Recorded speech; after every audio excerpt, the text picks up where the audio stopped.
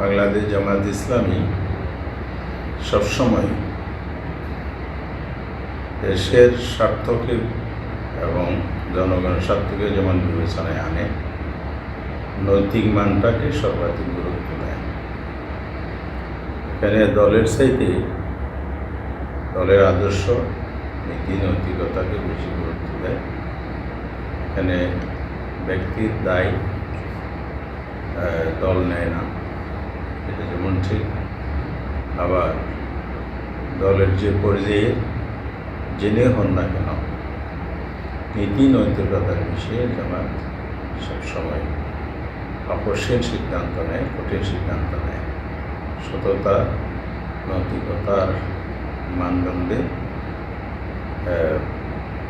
বিবেচনায় এনে যদি কোনো দলের সদস্য বা নেতৃত্ব পর্যায়ের যে পর্যায়ের হোক না কেন, সেখানে নৈতিক পদস্খলন হয় এবং সংগঠনের বা মর্যাদা নষ্টের মতো ঘটনা ঘটে, সেক্ষেত্রে কঠিন সিদ্ধান্ত হয়।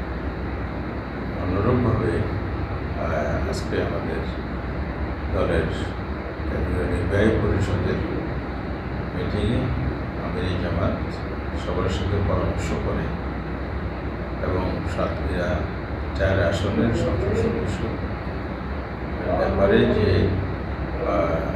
অপরাধটি তদন্তের মাধ্যমে প্রমাণিত হয়েছে, সেটাকে নৈতিক পদস্খলন জড়িত হওয়ায় সাংগঠনিক গঠনতন্ত্রের ৬২ ধারা অনুযায়ী তাদের দল থেকে বহিষ্কারের সিদ্ধান্ত নেয়। যারা প্রতীয়মান হয় দলের মধ্যে ব্যক্তি নয়, সেটা জামাত প্রমাণ করেছে। আদর্শ নৈতিকতার প্রশ্নে জামাত সবসময় আপসীন ছিল এবং কঠোর সিদ্ধান্তের নীতি অবলম্বিত করেছে, এ ঘটনার মধ্যে দিয়ে করেছে। এই সিদ্ধান্তের প্রেক্ষিতে তিনি এখন আর জামাত ইসলামীর দলের কোনো পর্যায়ে সম্পৃক্ততা নেই, দল থেকে উনি বহিষ্কৃত হিসাবেই চূড়ান্তভাবে সিদ্ধান্ত গৃহীত হয়েছে। প্রেক্ষিতে আমরা এই সিদ্ধান্ত মাঝে এটা নিয়েছি যে নির্বাচন কমিশনকে আমাদের সিদ্ধান্ত তথা ওনাকে জনাব নজরুল ইসলাম সাহেবের থেকে বহিষ্কারের সিদ্ধান্ত জানানো হবে।